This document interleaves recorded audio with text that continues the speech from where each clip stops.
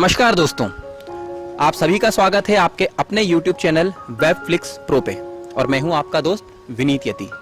दोस्तों, आज हम आए हैं भोपाल और यहां हम मिलने वाले हैं श्री मांगीलाल शर्मा जी से, जो कि हैं वरिष्ठ रंगकर्मी।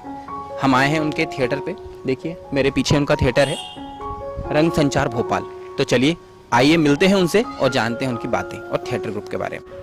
नमस्ते दोस्तों, आज हमारे साथ मौजूद हैं मांगीलाल शर्मा जी, जो कि रंगमंडल भारत भवन के कलाकार हैं। तो आइए उनसे मिलते हैं। सर नमस्कार दोस्तों, मैं मांगीलाल शर्मा आज विनीत जी के साथ में हूँ।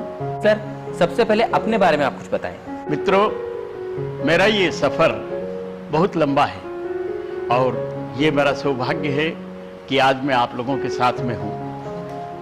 मैं सन 73 से रंगमंडल नहीं बनना था, भारत भवन का तस्वुर भी नहीं था, भारत भवन की कल्पना भी नहीं थी, तब से हम थिएटर कर रहे हैं भोपाल में। यहाँ पर जो रंगमंच होता था पहले उसको हूट कर दिया जाता था, क्योंकि यहाँ पर भोपाल में थिएटर का कल्चर नहीं था। आज़ादी के बाद जो पहले जो कला की जागृति आई संस्कृति विभाग की तरफ से, तब उससे पहले यहाँ पर या तो चार वेद होता था।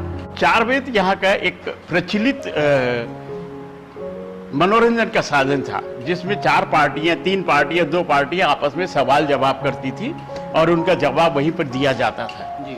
और उसके बाद में यहाँ पर रक्कासाओं के डांस भी होते थे। उसमें खास करके एक जगह थी लक्ष्मी टाकीज, जहाँ पर लोग जाते थे, मगर कोई खुशी के अवसर पर वो मोहल्ले में भी होती थी और वहाँ पर उससे एक मनोरंजन होता था। मगर संस्कृति विभाग में जब ये यहाँ शुरुआत हुई तो रंग शिविर एक संस्था थी जिसमें हम लोगों ने काम किया था, रंग शिविर। और उसके साथ साथ यहाँ पर एक बहुत बुजुर्ग और बहुत अच्छे थिएटर के व्यक्ति थे, यदुराज सिंह जी, वो थिएटर करते थे। तो रविंद्र भवन के बाहर के हिस्से में वो इसी तरीके से बैठ जाते थे और जो भी थिएटर के जो व्यक्ति होते थे वो आ जाते थे और वो नाटक करते थे, अपना पैसा खर्च करके और नाटक करते थे। हाल बुक करना, ये करना, वो करना, यहाँ तक कि वो सारी चीजें वो उनका आर्टिस्ट से कोई लेना देना नहीं था। उसी तरीके से यहाँ पर जनसंपर्क विभाग में भाऊ खिड़वरकर थे, तो उनकी एक संस्था थी रंगायन। रंगायन ने बहुत से कलाकारों को दिया है। तो सबसे पहले जहाँ तक हमारा जो संबंध बना तो रंग शिविर में हम लोग रहे, तो उसमें जो शुरुआत की थी वो बेनू गांगुली, बेनूदा थे, वहां से हम लोगों ने शुरुआत की। और उसके बाद में थिएटर में चलते चलते चलते चलते हम लोगों ने कम से कम नहीं तो भारत भवन बनने से पहले ही हम कुछ ऐसे अभिनेता थे जो नाम से स्थापित हो गए थे उस दौर में। जी। मगर हम लोग क्या करते थे, अपने हाथ से दीवारों पे नाटक का वो लिखते थे, सड़कों पे लिखते थे, सेट अपना बनाते थे, सब काम हम ही लोग करते थे। और वही स्पिरिट आज भी हमारे साथ में लगातार लगी हुई है।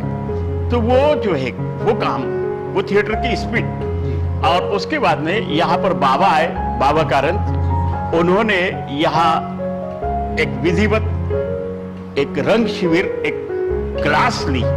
उन्होंने यहाँ पर विधिवत रंग प्रशिक्षण शुरू किया मध्य प्रदेश कला परिषद में। उसमें राजीव वर्मा जी,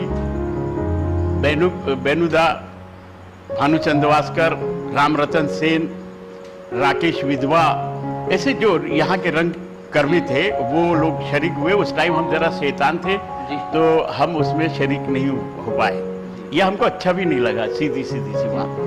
तो उसके बाद में यहाँ दूसरा जब शिविर लगा तब तक हम थिएटर से ज़्यादा इन्वॉल्व हो गए थे और हम लोगों ने फिर दर्पण संस्था भी बनाई। रंग शिविर और दर्पण दोनों संस्था, दर्पण जो है इकबाल मजीद साहब जो है वो रामपुर से ट्रांसफर होके यहाँ आए थे आकाशवाणी के, तो उन्होंने शुरू किया। अब हम लोग शुरू हो गए तो कुछ ऐसे तनाव हुए, तो हम लोगों ने एक नाटक कुछ कलाकारों ने मिलकर अपने ही नाम से कर दिया। ये पहला अचीवमेंट था थिएटर का कि जिसमें शाही लुटेरा उसका नाम था। और उसको जो है हम लोगों ने सुभाष, जो आजकल रेडियो में बहुत उनकी आवाजें ऐड वगैरह सुनते हैं, सुभाष सक्सेना, सोलत सईद खान, मांगीलाल शर्मा, एक अतुल थे हमारे दोस्त, वो अतुल पटेल, इस तरीके से हम लोगों ने शुरू किया। प्रदीप नेमा, बहुत वरिष्ठ रंगकर्मी, जिस तरीके से वो सारा का सारा काम हम लोग जो करते करते यहाँ आए और लगातार हम लोगों ने मुसलसल ईमानदारी से काम किया और रंगमंच के लिए एक ऐसी जमीन, ऐसी उर्वरा बनी जिसमें हम लोगों ने पेपर में एड दिया था, उसमें कलाकारों के नाम दिए थे कि आपके सामने रंगमंच के कलाकार सुभाष सक्सेना, सोलत सईद खान, मांगीलाल शर्मा, प्रदीप नेमा, अतुल पटेल और ये रमलजीत वगैरह इस तरीके के हमने दिया और वो वाकई में हाउसफुल हो गया रविंद्र भवन। तो ये हम लोगों को बड़ा आश्चर्य हुआ। अब उसी तरीके से काम करते हम लोगों को ऐसे उस्ताद मिले, वो समय ऐसा था। और आज उस बात को लेके अभी मेरे को ये काम करते हुए करीब 45 वर्ष हो गए। 45 साल एक मायने रखता है। और मेरे साथ में जो काम करने वाले जो कलाकार थे उनमें से कुछ लोग तो अब हमको छोड़ के चले गए, मगर ये एक मुसलसल एक ऐसा मीडिया है जो निरंतर चलता रहता है। आप है नहीं है, मगर हमारा सौभाग्य रहा कि हमको कारंजी के साथ में काम करने को मौका मिला। फिर यहाँ पर दूसरा रंग शिविर जो लगाया गया था संस्कृति विभाग के द्वारा, तो वो था M.K. रैना साहब का, महाराज कुमार रैना। M.K. रैना साहब ने यहाँ नाटक किए, तो 2 प्ले उन्होंने किए, एक उरुभंग और एक भगवत अज्जुकम। संस्कृत प्ले को उन्होंने हिंदी में एडाप्ट करके हम लोगों ने किया। और वो वर्कशॉप हम लोगों का 1 महीने का था। कला परिषद में हमारा शाम को वर्कशॉप होता था और वो उसको फिर हम लोगों ने कालिदास समारोह तक किया और वहाँ भी हम लोग उसको करके आए और दूसरी जगह भी दिल्ली वगैरह में भी हमने काम किया। और हमारे अंदर एक कॉन्फिडेंस, अभिनेता का एक जो अपना एक इनर शक्ति मिलती है, वो उस तरीके से। तो अभी तक लगातार मैंने रंगमंच में टचवुड करीब 3000 से ज़्यादा शो कर चुका हूँ, परफॉर्मेंस। और ये कोई तथाकथित रटा हुआ शब्द नहीं है, नहीं कोई वो नहीं, नहीं मैं कभी किसी के पास में जाता, नहीं मैं किसी के साथ में मिलता। मैंने एक अपनी दूरी बना के रखी है और काम पूर्ति हमने बात की है। 89 से हमने भारत भवन जब था तो हम लोग उसी समय में हम लोगों ने ये एक संस्था बनाई, रंग संचार।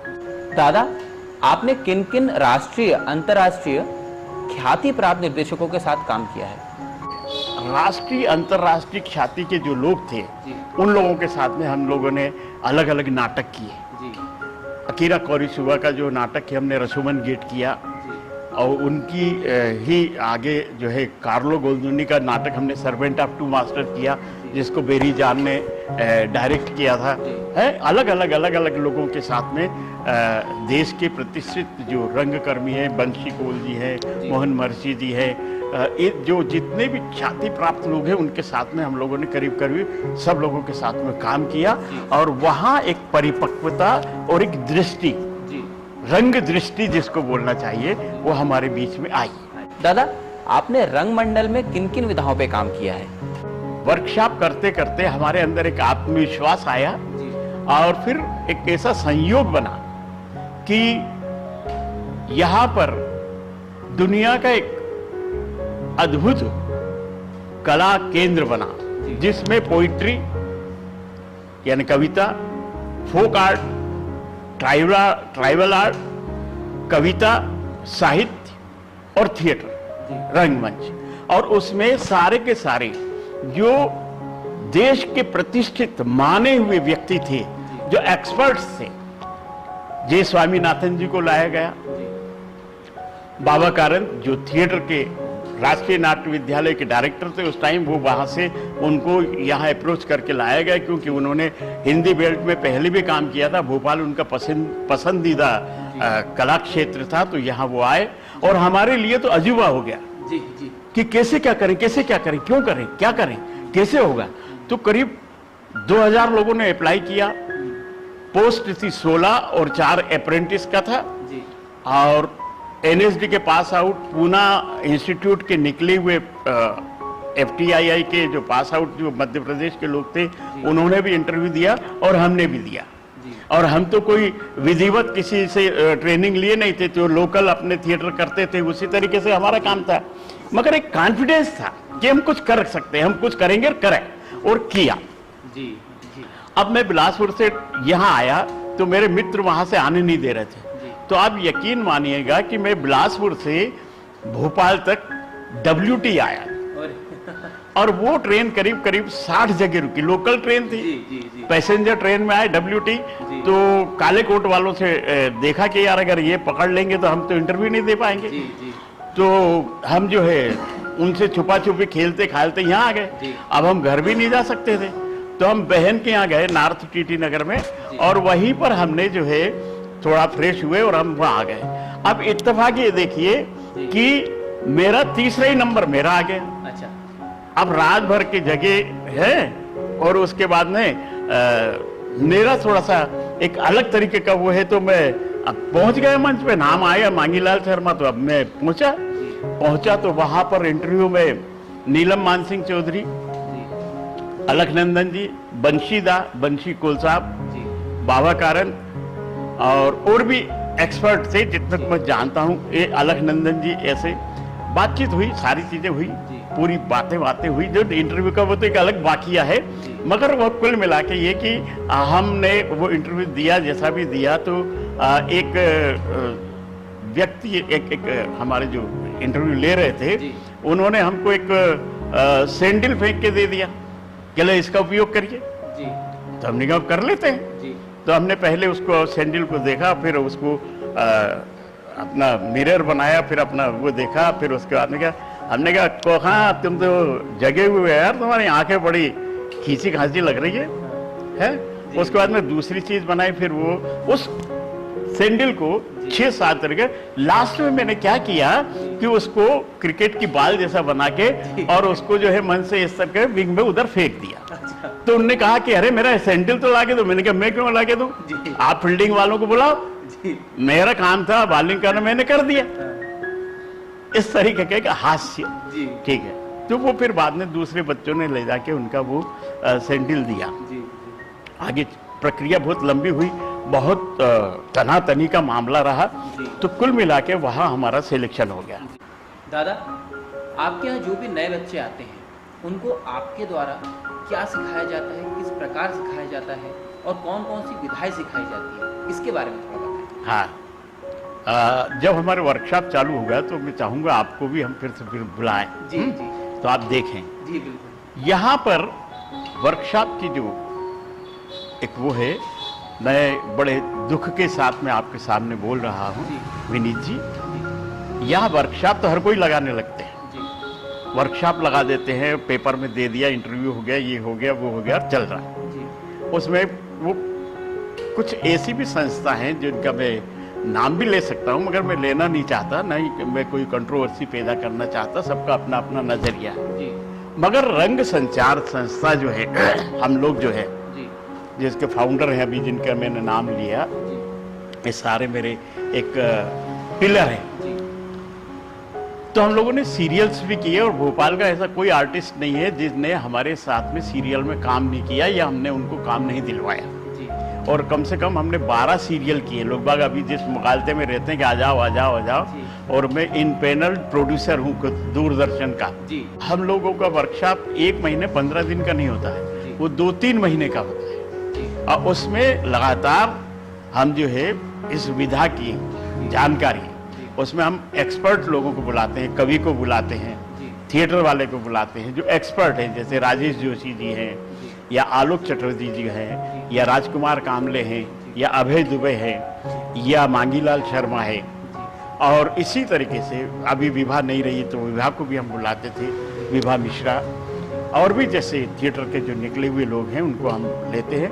और उसमें हम एक्टर को जो हमने सीखा है, जो जीवन में हमने थिएटर से सीखा है, वो उसको हम पूरा का पूरा पारंगत करते हैं। और उसमें मेरे वर्कशॉप में शुजालपुर से भी लोग आते हैं, विदिशा से भी लोग आते हैं, अभी भी थिएटर में आते हैं, मगर मैं कभी किसी से कोई चार्ज नहीं लेता।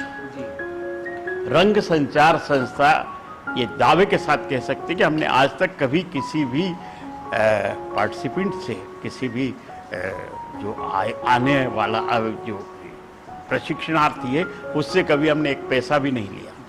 रंग संचार संस्था अपना खुद का पैसा लगाती है या अपने जो कलाकार हैं, जो इस तरीके के लोग हैं, जो हम लोग मिलू के अपना काम करते हैं। दुनिया भर के लोग जिस तरीके से भी करते हैं, मगर हम लोगों को कभी ना कोई चंदा करते हैं और ना ही हम कभी किसी के एक्टर से पैसा लेते हैं। ये एक अलग बात है। अभी तो हमारी रेपर्टरी में भारत सरकार की तरफ से 1/15 की ग्रांट है। अभी हमारी संस्था बहुत सक्षम है और ये हाल जो आप देख रहे हैं, रंग संचार संस्था वर्कशॉप के द्वारा 3 महीने 2 महीने में नाटक तैयार करती है, मगर वो नाटक अपनी जगह है। हमारे यहाँ कोई फंबल नहीं कर सकता। हमारे यहाँ एक्टर जो है बिल्कुल परफेक्ट है, क्योंकि मैं खुद करके बताता हूँ। मैं कुर्सी पे बैठ के यूं आ जाइए, यूं चले जाइए, ये कर लीजिए, वो नहीं है। हम तो करके बताते हैं। हमने स्कंदगुप्त नाटक किया कारंजी का, और गुरु शिष्य परंपरा में हमने जब कारंजी जिंदा थे तो हम लोगों ने घासीराम कोतवाल फिर से रंग संचार के द्वारा किया। ये हिंदुस्तान के रंगमंच में ये अपने आप में अद्भुत बात है। उसके बाद में हम लोगों ने इसी तरीके से स्कंदगुप्त जयशंकर प्रसाद का हिंदी का एकमात्र मतलब प्रचारित नाटक, उससे पहले प्रसाद को करना लोग बाग रिस्क लेते थे, प्रसाद फ्लॉप हो जाते थे। प्रसाद को करके कोई डायरेक्टर राष्ट्रीय स्तर पर नहीं, मगर कारंजी ने ऐसा काम किया, ऐसा चमत्कार किया कि मंच पे स्कंदगुप्त को जीवंत किया और उसके 100 शो किया। घासीराम कोतवाल के अभी भी हमारे रनिंग है 188 शो हम लोग कर चुके हैं, और इसी तरीके से 122 शो जो है स्कंदगुप्त के कर चुके। मालविका अग्निमित्र में जो ही अभी अभय दुबे जो काम कर रहे हैं आपके साथ में, आपकी टीम में है, वो राजा का रोल करते हैं। अब वो बुंदेली में है, वो बुंदेली भाषा में। अब ये व्यक्ति यूपी से बिलोंग करता है और इसको बुंदेली बोलना, या इनको जो है हमने वो ईंटे में रख देता था, इसके हाथ पे 2-2 ईंटें रखता था, और तब ये वो चोर ब्राह्मण का वो करता था। तो कारंजी जब बोलते थे कि तुम्हारी जो है नजरें वो खाली गोले पे होना चाहिए, वो जो गोला तुम्हारे हाथ पे रखते हैं वो वेदना आने चाहिए, वो दुख आना चाहिए, वो पीड़ा आना चाहिए। इसी तरीके से हम लोगों ने जो काम किया है, बेसिकली एक गुरु के द्वारा निकल के हम लोगों ने काम किया है। और अभी भी जो चाहते हैं, हम जो काम करते हैं, जो वर्कशॉप लेते हैं, तो उसमें हम जो है उनको लड़ाई करना सिखाते हैं, समरसाट सिखाते हैं, उनको हम जो है पेंटिंग करना सिखाते हैं, उनको कविता के बारे में बताते हैं, उनको हम जो है मेकअप कैसे कर रहा है, स्पीच के बारे में, थिएटर के बारे में, साहित्य के बारे में, नाटक के लेखकों के बारे में, नाटक के राष्ट्रीय स्तर के डायरेक्टरों के बारे में उनको पूरा परिपक्व बात करें। जो ज्ञान 1 साल के अंदर जो होता है, हम 3 महीने में वो ज्ञान देने की उस व्यक्ति को कोशिश करते हैं। हमारे यहाँ से निकले हुए कई लोग बाहर भी काम कर रहे हैं, कुछ लोग बॉम्बे चले गए हैं, कुछ लोगों की अपनी अपनी संस्था उन्होंने बना ली है, सब लोग काम कर रहे हैं। दादा, आने वाले नए जो युवा रंगकर्मी हैं, जो क्षेत्र में अपना करियर बनाना चाहते हैं, उनके लिए आपके क्या विचार हैं? आपको एक बात बतलाएं, एक बढ़िया दोहा है, जो घर फूके आपना, समझे, जो घर फूके आपना चले हमारे संग। थिएटर में हमारे यहाँ कोई चांदी की चम्मच नहीं है जो मुंह में दे देंगे कि बेटे ये एक्टिंग की घुट है और आप अब ये हो गए। नहीं, आप किसी मांगीलाल शर्मा के पिताजी कोई अभिनेता नहीं थे, कोई बड़े भारी वो नहीं थे, न कोई वो थे, क्योंकि अपना खुद को बनना पड़ता है। तो मेरा संदेश यही है कि कमर कस के आना चाहिए, दृढ़ प्रतिज्ञ होके आइए। यहाँ क्या मिलेगा क्या नहीं मिलेगा, यहाँ वो मिलता है, क्योंकि जो कहीं और नहीं मिलता। आप टेक्स्ट में पढ़िएगा, आप डिग्री ले लेंगे, मगर जीवन का अनुभव, जीवन का जो एक दर्शन, जीवन का जो परिपक्वता है, वो सिर्फ एक पर्सनालिटी डेवलपमेंट की जो बात होती है, वो सिर्फ और सिर्फ वो थिएटर में ही होती है। और थिएटर करने वाला कैसे, जो जीवट हो, वो नहीं टेक्स्ट में पढ़ लिया और लोरका और स्टेनोलॉस्की फलाने, ये रोजी रोटी चलाने के धंधे हैं। राष्ट्रीय नाट्य विद्यालय से गिने चुने लोग ही निकले हैं, बाकी के सारे लोग वहां भी बड़ी बुरी दशा में हैं।